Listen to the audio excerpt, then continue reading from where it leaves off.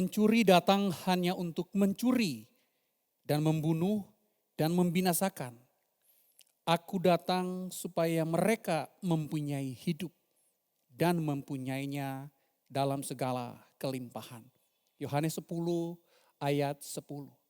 Jemaat yang kekasih, ibadah kita pada pagi hari ini kita landaskan dalam nama Tuhan, Allah yang menciptakan langit dan bumi dan yang tidak pernah meninggalkan perbuatan tangannya. Turunlah atas kita anugerah dari Allah Bapa, kasih karunia dari Tuhan Yesus Kristus, dan penyertaan yang sempurna dari Allah Roh Kudus. Amin.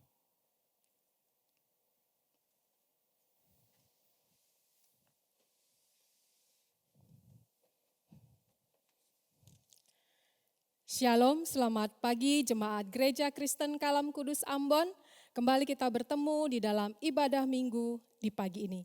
Kita akan memulai ibadah kita dalam keadaan masih tetap berdiri. Kita akan bernyanyi dari KPPK nomor 4, Yang Cinta Pada Tuhan, Datanglah.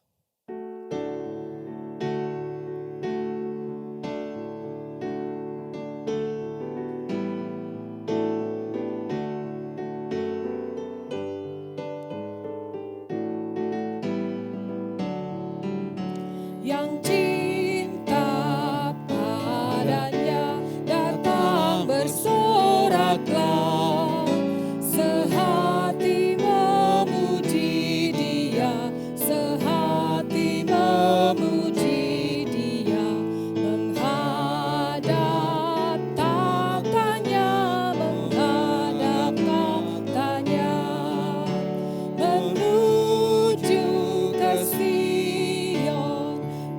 Sion tempat yang indah kami, menuju Sion, Sion, indah kota Allah. Yang belum kenal Tuhan, berdiamlah engkau, namun semua anaknya, namun semua anaknya memuji kasih-Nya, memuji kasih-Nya, menuju ke Sion tempat yang indah kami, menuju Sion, Sion, indah kota Allah. Kita akan mengakui dosa kita di hadapan Tuhan. Mari kita menaikkan doa pengakuan dosa kita secara pribadi di hadapan Tuhan.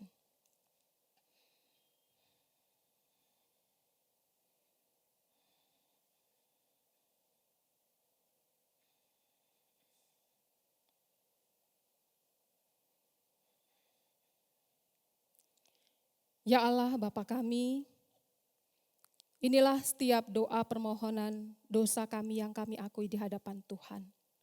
Kami tahu Tuhan, keinginan daging kami sering menggoda kami ya Tuhan. Bahkan ketika kami berada di lingkungan yang tidak baik, itu sering membuat kami tergoda untuk mendukakan hati Tuhan, bahkan mendukakan hati sesama. Dengarlah pengakuan setiap doa kami ya Tuhan. Kami percaya Kristus sudah mati untuk segala dosa dan pelanggaran kami.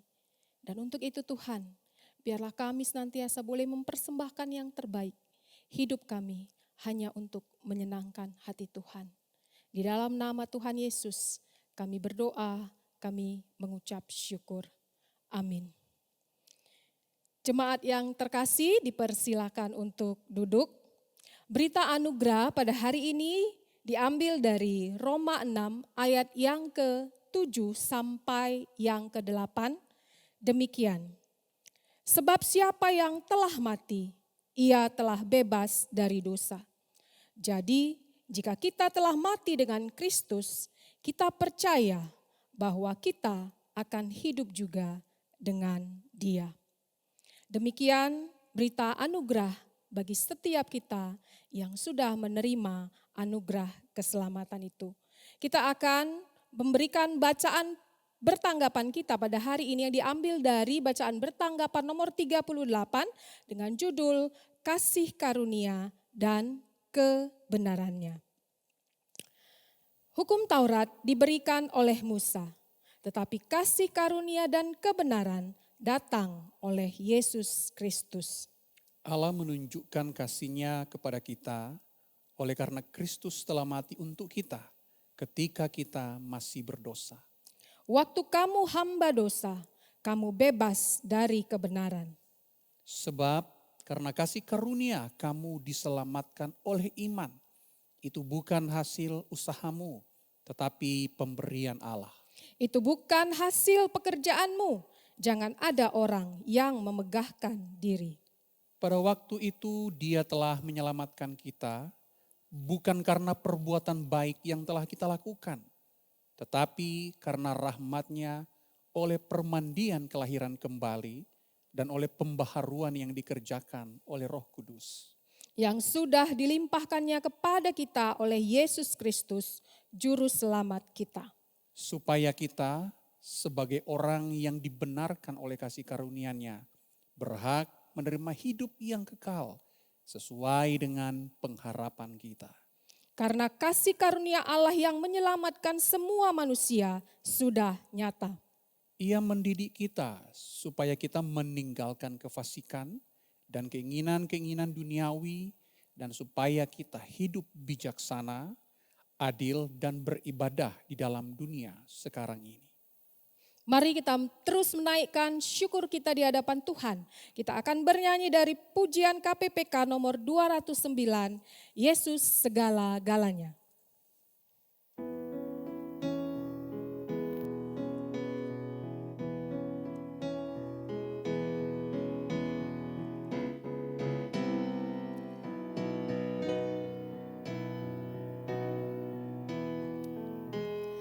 Yesus segala-galanya, mentari hidupku, dan ialah kekuatanku, penolong yang teguh. Saat susah dan berkesah, Ya selalu penghiburku, sandaranku, penghiburku, sobatku. Yesus segala-galanya, kawanku abadi. Saat datang kepadanya, berkat-Nya diberi. Surya dan hujan berselang, hasil tanaman melimpah. Ya segarkan, Ya tambahkan, sobatku. Mari jemaat yang terkasih, kita bangkit berdiri. Kita akan mengakui pengakuan iman rasuli. Pengakuan iman rasuli. Aku percaya kepada Allah, Bapa yang Maha Kuasa, Khalik langit dan bumi, dan kepada Yesus Kristus, anaknya yang tunggal Tuhan kita, yang dikandung dari Roh Kudus, lahir dari anak darah Maria, yang menderita sengsara di bawah pemerintahan Pontius Pilatus, disalibkan, mati dan dikuburkan, turun ke dalam kerajaan maut. Pada hari yang ketiga, bangkit pula dari antara orang mati, naik ke sorga, duduk di sebelah kanan Allah Bapa yang Maha Kuasa. Dan dari sana Ia akan datang untuk menghakimi orang yang hidup dan yang mati.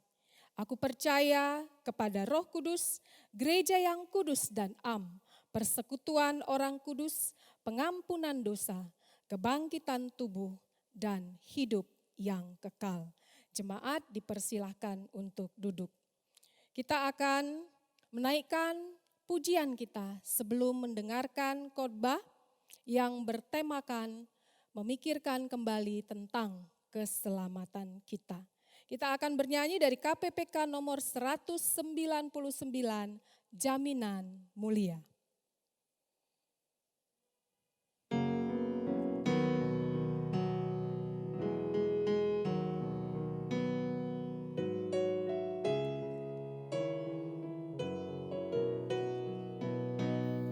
jaminan mulia ku diberi, karena Yesus milikku abadi.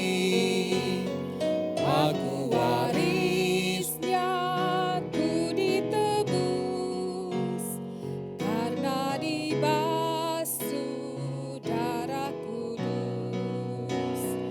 Kami masyurkan, kami puji tentang Yesusku selamanya.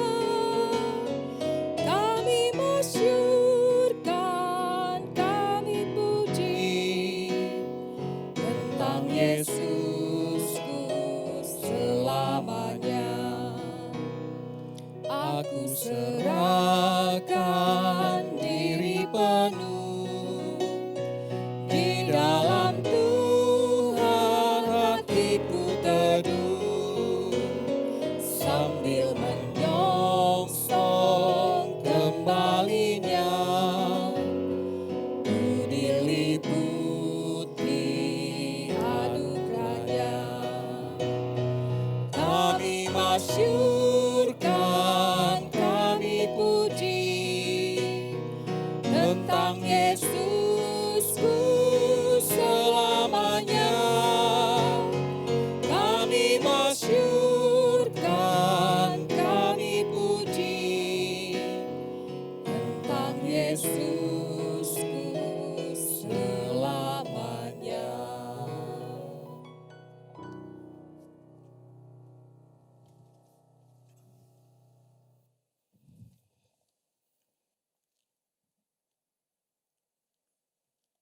Mari Ibu Bapa, saudara-saudari yang diberkati Tuhan, kita satu dalam doa untuk mempersiapkan kehidupan kita membaca dan merenungkan firman Tuhan.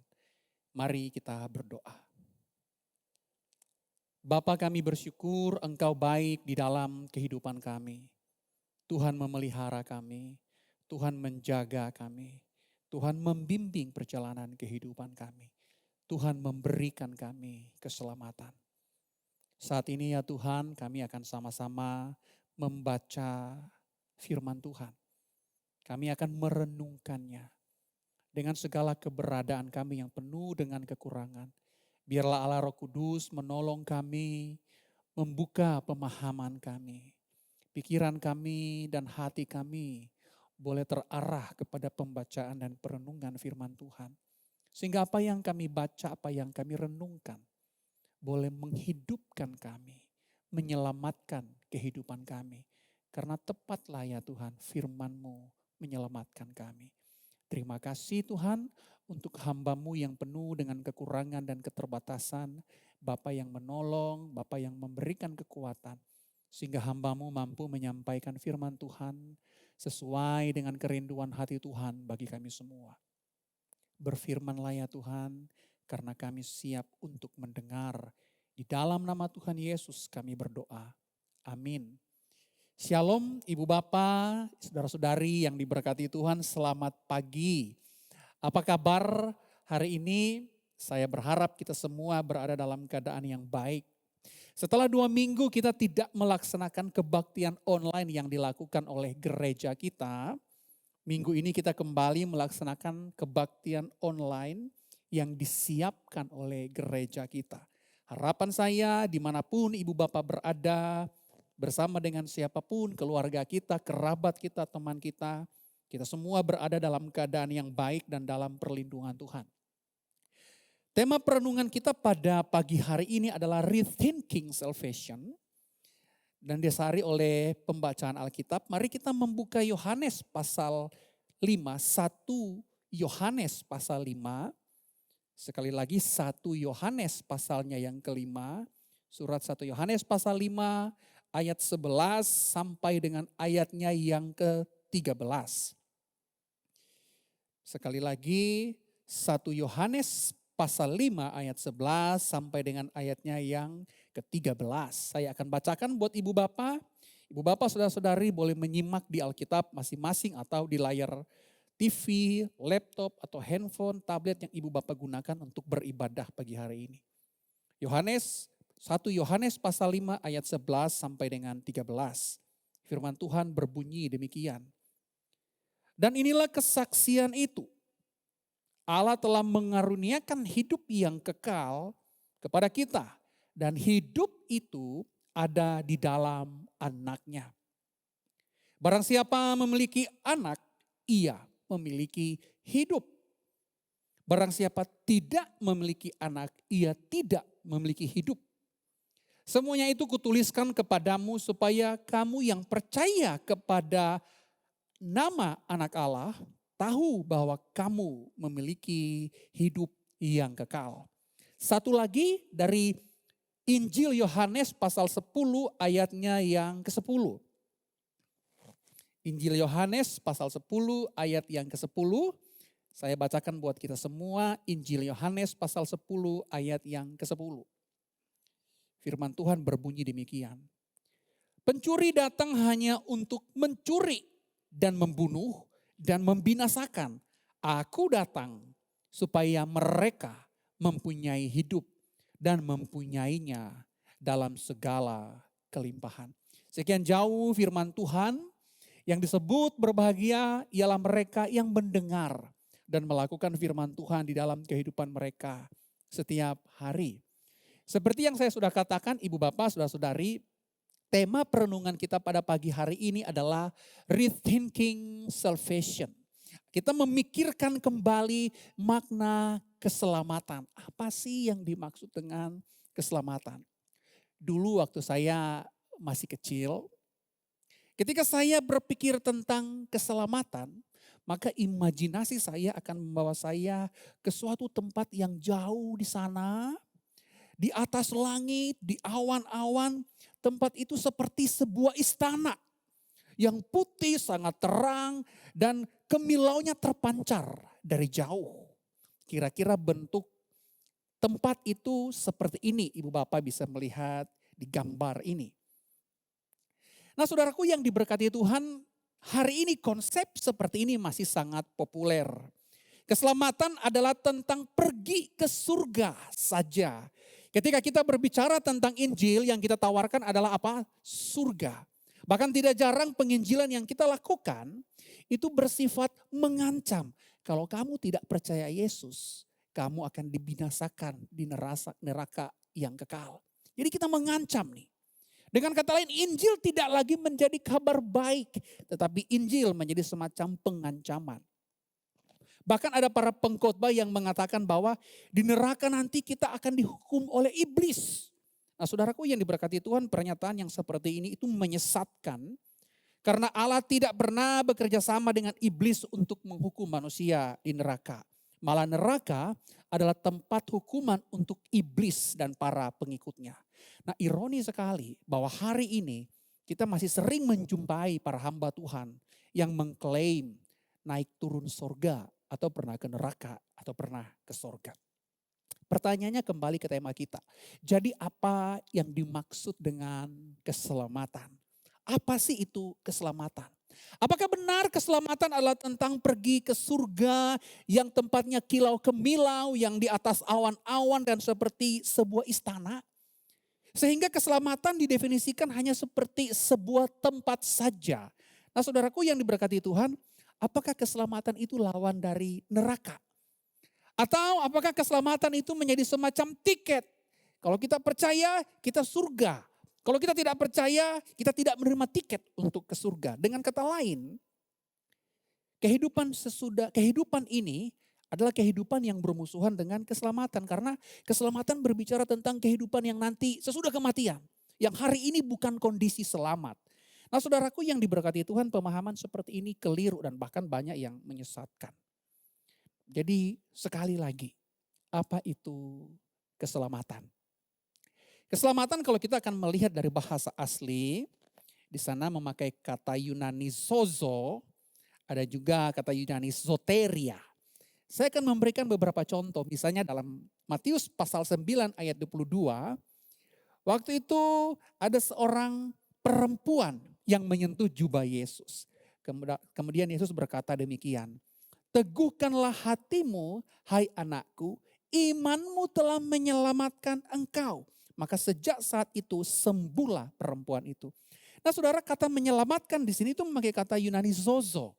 Menariknya kata sembuh juga dalam Matius pasal 9 ayat 22 memakai kata yang sama, soso. Nah kita akan ke contoh yang lain nih. Markus pasal 5 ayat 23. Seorang perwira yang bernama Yairus datang kepada Yesus. Dia ngomong seperti ini, anakku perempuan sedang sakit, hampir mati. Datanglah kiranya dan letakkanlah tanganmu supaya ia selamat dan tetap hidup. Nah dalam konteks ini, kata selamat merujuk kepada kesembuhan anak perempuan. Ini menarik sekali saudaraku yang diberkati Tuhan, karena kita bisa menemukan banyak contoh yang lain. Kata keselamatan itu tidak merujuk kepada sorga yang ada di awan-awan dan jauh di sana. Jarang sekali dalam Alkitab kata keselamatan merujuk kepada sorga yang di awan-awan. Bahkan kalau kita akan pelajari dengan baik sekali, Alkitab tidak pernah menggambarkan sorga yang di awan-awan yang di jauh di sana seperti sebuah pemahaman yang biasa atau yang populer di banyak orang. Nah saudaraku yang diberkati Tuhan, Alkitab menekankan bahwa keselamatan itu dalam banyak hal. Kalau kita akan pelajari dari sejarah perjanjian lama, Israel di masa periode Bait Suci kedua sampai di perjanjian baru, keselamatan merujuk pada banyak hal. Merujuk kepada keselamatan dari musuh, keselamatan dari hal-hal berbahaya, keselamatan dari sebuah penyakit yang parah, kecacatan, dia disembuhkan dari kecacatan, itu disebut diselamatkan. Mereka yang kerasukan setan, yang sakit, mereka yang dibebaskan dari ketidakadilan, itu diselamatkan dan memakai kata yang sama saudara-saudara. Nah menarik apalagi kalau kita bahas lebih jauh, keselamatan ini merujuk kepada melawan konsekuensi atau kutuk dosa. Nah dengan kata yang lain atau dengan kata lain, keselamatan adalah sebuah kehidupan yang diselamatkan dari kematian dan maut. Nah saudara, jadi keselamatan itu bukan soal kehidupan sesudah kematian saja. Keselamatan adalah kehidupan yang utuh dan benar dan kemudian berujung pada langit dan bumi yang baru. Nah kemarin kita melihat teks yang sudah kita baca. Saya akan kembali memperhatikan teks ini, Ibu Bapak boleh mengikuti. 1 Yohanes pasal 5 ayat 11 sampai dengan 13 berbunyi demikian. Allah telah mengaruniakan hidup yang kekal kepada kita dan hidup itu ada di dalam anaknya. Barang siapa memiliki anak, ia memiliki hidup. Barang siapa tidak memiliki anak, ia tidak memiliki hidup. Semuanya ini kutuliskan kepada kamu supaya kamu yang percaya kepada nama anak Allah tahu bahwa kamu memiliki hidup yang kekal. Dalam Yohanes 10 ayat 10 Yesus mengatakan, aku datang supaya mereka mempunyai hidup dan mempunyainya dalam segala kelimpahan. Jadi apa itu keselamatan? Keselamatan adalah kehidupan. Kehidupan yang kita jalani hari ini di hadapan Tuhan. Dan kehidupan yang akan kita terima nanti dari Tuhan setelah kematian. Saudaraku yang diberkati Tuhan, kalau kita akan memperhatikan sejarah Alkitab, kita kembali ke Kejadian, terus perjalanan begitu ya. Kita akan menemukan bahwa ide keselamatan di dalam kekristenan itu muncul sebagai akibat dari pelanggaran dosa. Ketika Allah menciptakan Adam dan Hawa, kemudian ada satu perjanjian antara Adam dan Hawa dengan Tuhan untuk mengabdikan hidup mereka kepada Tuhan. Karena mereka diciptakan sesuai dengan gambar dan rupa Allah untuk merepresentasikan Tuhan. Mereka diminta untuk taat kepada Allah. Namun mereka memberontak. Nah apa akibat dari pemberontakan ini? Ya, kita sudah tahu semua dan cukup familiar di telinga kita. Roma 6 ayat 23 mengatakan upah dosa adalah maut. Jadi akibat dari dosa adalah maut. Maut merujuk pada dua hal. Yang pertama kematian secara badani dan yang kedua kematian secara rohani. Tetapi yang dikatakan Yohanes 3:16 adalah Yesus tidak mau atau Allah tidak mau kita ini mati dan ditelan maut. Makanya karena begitu besar kasih Allah akan dunia ini sehingga ia mengaruniakan anaknya yang tunggal. Tujuannya apa? Supaya kita beroleh hidup. Sekali lagi supaya kita beroleh hidup. Karena kenapa? Hidup adalah kontras dari kematian. Nah, ibu bapak saudaraku yang diberkati Tuhan, dengan kata lain, Allah tidak menginginkan manusia ditelan oleh maut dan kematian. Dan kemudian Allah menyelamatkan kita lewat Yesus Kristus di kayu salib. Sehingga barang siapa percaya kepada Yesus, ia tidak akan mengalami kematian. Namun ia akan beroleh hidup yang kekal. Kita kembali lagi. Jadi jikalau upah dosa adalah maut dan kematian, baik secara badani atau rohani, maka keselamatan pun mencakup dua hal ini. Kita diselamatkan secara badani dan rohani. Itulah mengapa dalam pengakuan iman rasuli ibu bapak, kita berkata, aku percaya kepada kebangkitan tubuh. Karena tubuh kita juga itu ditebus oleh Allah untuk mendapatkan kehidupan. Jadi penebusan yang Yesus lakukan adalah penebusan yang utuh. Baik tubuh kita atau roh dan jiwa kita ditebus oleh Kristus. Di dalam penebusan mendapatkan kehidupan yang baru. Nah, dari sinilah kemudian kita bertemu dengan frasa lahir baru. Lahir baru merujuk kepada suatu kehidupan yang baru. Kehidupan yang dihidupkan oleh Allah di dalam Kristus. Jadi lahir baru bukan soal hidup roh saja, tidak. Lahir baru merujuk kepada kehidupan kita yang utuh. Baik tubuh kita, roh kita, jiwa kita dilahir barukan. Yang seharusnya mati tapi dihidupkan oleh Allah. Nah, saudara yang diberkati Tuhan, bahkan lebih jauh, di dalam Kristus kita tidak hanya menjadi manusia yang baru. Tetapi kita berujung, kehidupan kita berujung pada langit dan bumi yang baru. Nah, saudara, ini topik yang menarik. Lantas apa yang dimaksud dengan langit dan bumi yang baru? Nah, ini yang kita sebut dengan sorga atau Yerusalem yang baru atau kota kudus, dan banyak sinonim yang kita pakai untuk menggambarkan sorga. Namun menarik sekali kalau kita akan membaca Alkitab dengan baik, perjanjian baru, bahkan kalau kita ke perjanjian lama, kitab Yesaya misalnya, langit dan bumi yang baru itu bukan sesuatu yang jauh di awan-awan, yang kilau kemilau seperti yang kita lihat pada gambar yang tadi saudara-saudara. Tidak. Langit dan bumi yang baru tidak seperti imajinasi tersebut. Imajinasi tersebut pengaruh dari pola pikir barat, dan kalau kita tarik-tarik akan sampai ke Plato, bahwa tempat yang ideal itu ada di jauh di sana. Tapi tidak, Alkitab bertentangan dengan pengajaran yang seperti itu. Kita akan melihat beberapa teks yang bisa menolong kita melihat apa sih sorga itu, apa sih langit dan bumi yang baru itu. Mari kita melihat Wahyu pasal 21 ayat 1 sampai dengan 3. Saya akan bacakan buat ibu bapak boleh memperhatikan di Alkitab kita masing-masing. Wahyu pasal 21 ayat 1 sampai 3. Demikian firman Tuhan. Lalu aku melihat langit yang baru dan bumi yang baru, sebab langit yang pertama dan bumi yang pertama telah berlalu. Dan laut pun tidak ada lagi. Dan aku melihat kota yang kudus, Yerusalem yang baru, turun dari sorga, dari Allah.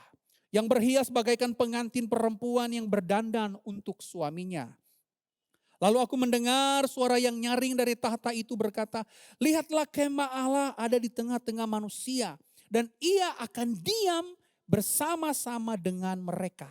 Mereka akan menjadi umatnya dan ia akan menjadi Allah mereka. Kata kemah di sini itu mengingatkan kita kepada tabernakel dalam perjanjian lama. Ketika Allah tinggal diam bersama dengan umat Israel dalam tabernakel. Selanjutnya dalam Wahyu 20 ayat 11 kita melihat penjelasan mengenai langit dan bumi yang lama. Wahyu pasal 20 ayat 11 dijelaskan demikian. Lalu aku melihat suatu tahta putih yang besar dan dia yang duduk di atasnya, dari hadapannya lenyaplah langit dan bumi dan tidak ditemukan lagi tempatnya.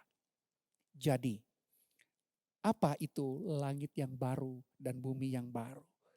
Apa yang dimaksud dengan langit dan bumi yang lama? Kalau kita akan memperhatikan kitab Wahyu dalam konteks yang lebih besar, penulis kitab Wahyu atau Rasul Yohanes sebenarnya dia memberikan karakteristik Nah, saya simpulkan, semoga hal ini bisa dipahami oleh kita semua. Ciri-ciri langit dan bumi yang baru adalah di mana Allah memerintah sebagai raja. Di sana tidak ada air mata, tidak ada kematian, tidak ada perkabungan, tidak ada ratap tangis, tidak ada. Tidak ada duka cita. Sebab segala sesuatu yang lama telah berlalu. Perhatikan, segala sesuatu yang lama telah berlalu. Jadi kalau kita memperhatikan dengan detail, semua ciri-ciri langit dan bumi yang baru adalah ciri-ciri kehidupan yang bebas dari kematian. Tidak ada ratap, tidak ada kematian, tidak ada air mata. Kehidupan yang bebas dari ancaman kematian. Lantas bagaimana dengan langit dan bumi yang lama? Nah, kita akan kembali ke Wahyu pasal 20. Wahyu pasal 20 ayat 10 sampai 15 ada ciri-cirinya. Apa ciri-ciri langit dan bumi yang lama? Di sana ada iblis, ada para pendosa dan kematian yang kekal. Dengan kata lain, ciri-ciri langit dan bumi yang lama adalah ciri-ciri maut dan kematian. Nah, saudara yang diberkati Tuhan, bukankah ini sejajar dengan apa yang Paulus katakan dalam Roma pasal 6 ayat 23, upah dosa adalah maut. Jadi langit dan bumi yang baru adalah sebuah kehidupan kekal bersama dengan Allah. Perhatikan penekanan kehidupan yang kekal. Sedangkan langit dan bumi yang lama itu bercirikan kematian.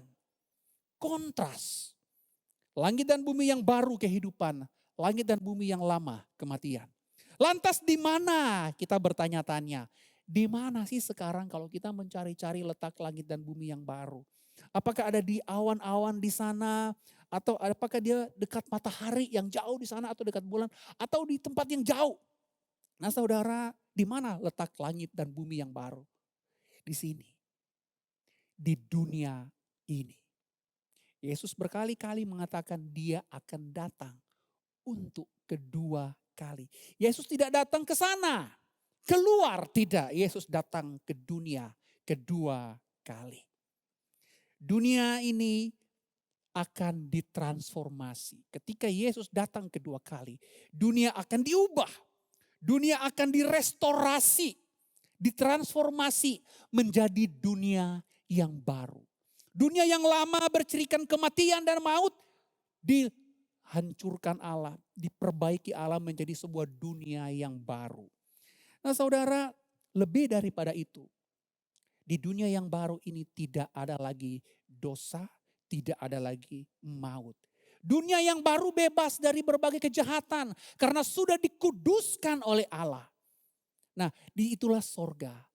Ketika Yesus datang kedua kali, dunia ini akan ditransformasi, diubah menjadi langit dan bumi yang baru dan Allah akan tinggal diam. Kalau kita melihat Yohanes pasal 21 dikatakan kemah Allah akan tinggal bersama dengan kita.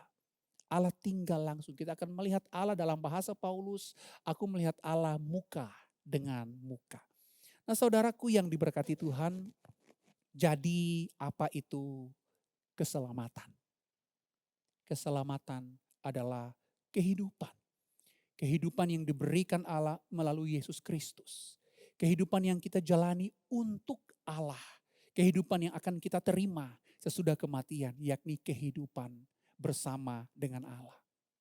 Dengan kata lain, jika keselamatan adalah suatu kehidupan yang utuh, maka seharusnya kehidupan kita, karakter kita, perilaku kita, cara berpikir kita, atau segala sesuatu yang kita lakukan seharusnya memancarkan kehidupan yang telah diselamatkan. Seharusnya karakter kita memancarkan kehidupan yang telah ditebus. Perilaku kita memancarkan perilaku yang telah ditebus. Cara berpikir kita memancarkan cara berpikir yang telah ditebus. Karena kehidupan kita di dalam Kristus, kita mendapatkan kehidupan yang baru. Kehidupan yang ditransformasi, hidup yang baru. Jadi keselamatan berbicara tentang kehidupan. Tapi kehidupan yang diejawantahkan berdasarkan kehidupan yang telah ditransformasi. Nah disinilah kita kemudian berjumpa dengan apa yang Yakobus katakan tentang pada hakikatnya iman tanpa perbuatan adalah mati. Mengapa mati? Karena iman seharusnya membawa kepada kehidupan yang baru. Kehidupan yang telah ditransformasi.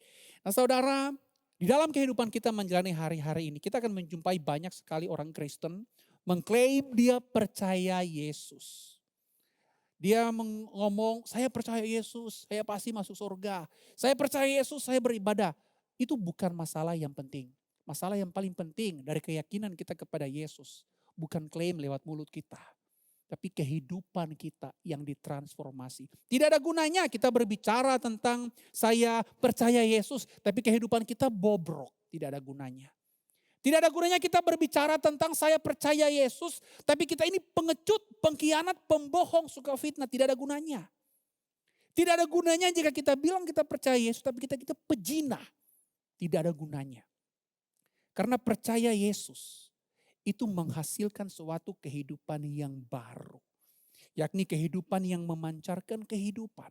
Sehingga orang-orang di luar ketika melihat kita, mereka merasakan suatu kehidupan yang baru. Ada kehidupan yang berbeda. Bukan kehidupan yang berujung pada kematian. Tapi kehidupan yang membawa kita kepada kehidupan lagi bersama dengan Allah. Bukankah itu makna Injil? Kabar baik. Kabar baik adalah di dalam Yesus ada kehidupan. Kiranya kita boleh menghidupi keselamatan yang Tuhan berikan. Kita boleh mengejawantahkannya di dalam kehidupan, bergereja, di dalam keluarga, atau kita bergaul dengan siapapun. Kehidupan kita memancarkan kehidupan yang sudah diselamatkan. Kiranya Tuhan memberkati. Mari kita berdoa. Tuhan, dengan segala kekurangan dan keterbatasan kami, tentu sulit bagi kami untuk betul-betul menjalani kehidupan yang baru. Kami lemah, kami tidak berdaya. Namun kami bersyukur Allah memberikan kami Roh Kudus yang akan menguatkan kami, yang akan menuntun dan membimbing langkah hidup kami. Dan Roh Kudus yang terus akan mentransformasi kehidupan kami. Semakin hari seperti serupa gambar anak-Mu yang tunggal, Yesus Kristus. Sehingga barang siapa melihat kami, melihat kehidupan kami, mereka melihat Kristus.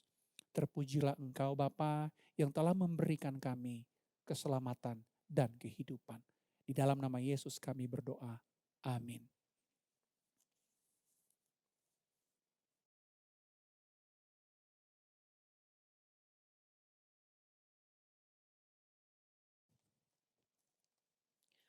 Terima kasih kepada Bapak Marlon Lahope yang sudah mengingatkan kita tentang keselamatan yang sudah dianugerahkan kepada setiap kita di dalam Yesus Kristus. Kita akan mengumpulkan persembahan kita akan menaikkan pujian dari KPPK nomor 212, Hidup Bagimu.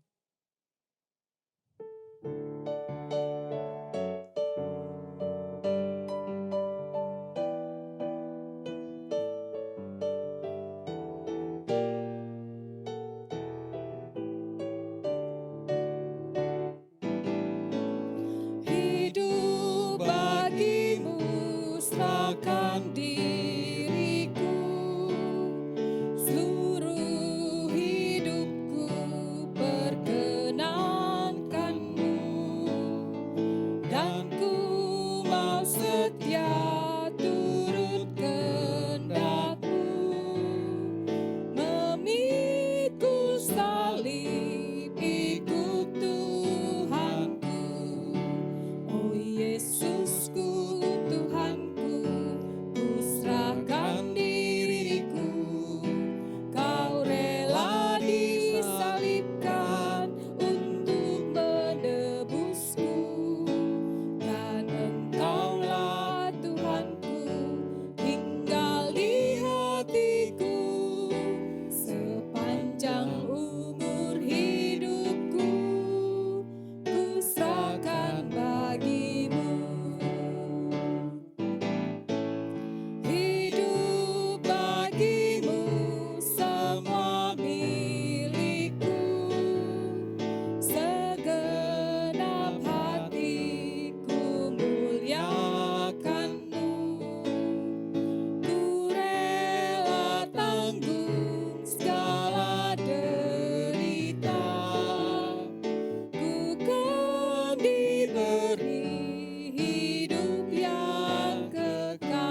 Oh Yesusku, Tuhanku, ku serahkan diriku.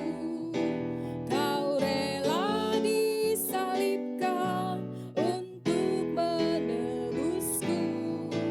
Dan Engkaulah Tuhanku, tinggal di hatiku sepanjang umur hidupku. Ku serahkan bagimu. Kita akan menaikkan doa persembahan dan doa syafaat yang akan disampaikan oleh Bapak Marlon Lahupe.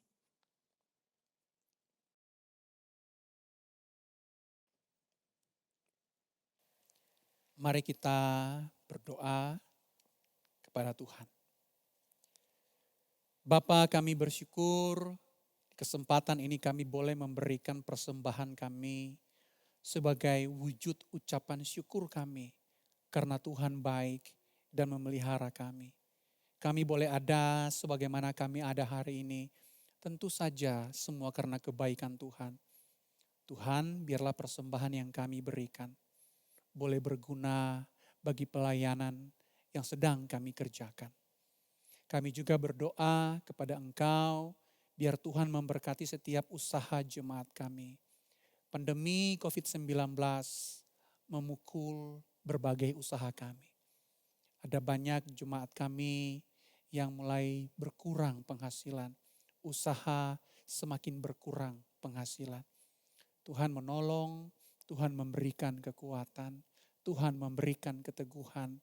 Biarlah ya Tuhan, apapun yang terjadi, kami boleh percaya bahwa ada Tuhan yang terus beserta dengan kami. Kami berdoa buat jemaat kami yang bergumul dalam hal kesehatan, biar Tuhan memberkati. Setiap usaha yang mereka lakukan untuk memperoleh kesembuhan, Tuhan memberkati. Kami juga berdoa kepada Engkau Bapa, biar Tuhan memberkati pelayanan gereja Kristen Kalam Kudus Ambon. Di tengah pandemi kami hanya bisa melakukan pelayanan via online. Kadang kami khawatir mungkin tidak akan berjalan dengan baik. Karena ini bukan kebiasaan yang biasanya kami lakukan. Namun biarlah Bapa di masa-masa ini Tuhan mengajarkan kami apa makna dari ibadah yang sejati. Meskipun kami di rumah atau dimanapun kami berada, kami boleh betul-betul menyiapkan kehidupan kami ketika kami beribadah kepada Engkau. Segala pergumulan jemaat kami dalam hal apapun, kiranya Tuhan mendengar, Tuhan menolong, dan Tuhan menjawab. Pelayanan gereja kami serahkan juga ke dalam tangan Tuhan. Berkati pemerintah kami dalam memerangi COVID-19, setiap usaha yang direncanakan dan yang dikerjakan boleh berbuahkan hasil yang baik. Kami menyerahkan seantero kehidupan kami ke dalam tangan Tuhan, yang kami percaya dalam badai apapun, di dalam tangan Tuhan kami aman. Dalam nama Tuhan Yesus kami berdoa, amin. Jemaat yang kekasih, kita tiba pada penghujung ibadah kita. Saya mengajak ibu bapak, saudara-saudari bangkit berdiri. Kita akan pujikan pujian doksologi.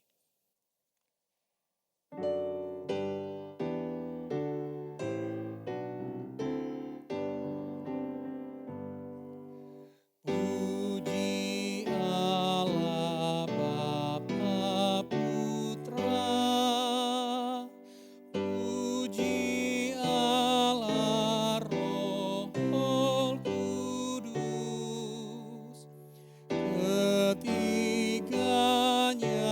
yang esa. Pohon selamat sumber berkah.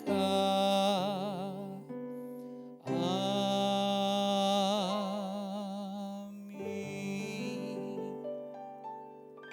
Mari kita menerima berkat dari Tuhan.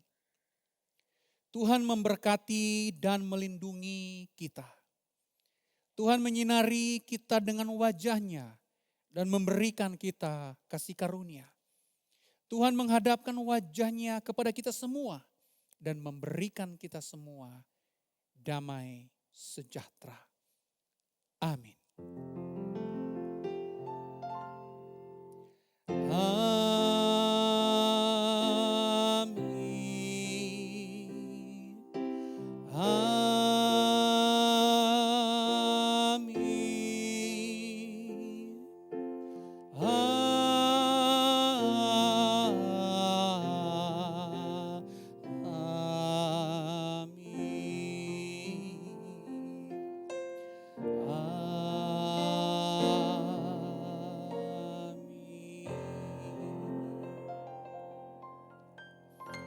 ibadah kita selesai, mari kita memancarkan kehidupan yang telah dipulihkan dan diselamatkan Tuhan. Tuhan memberkati kita. Amin.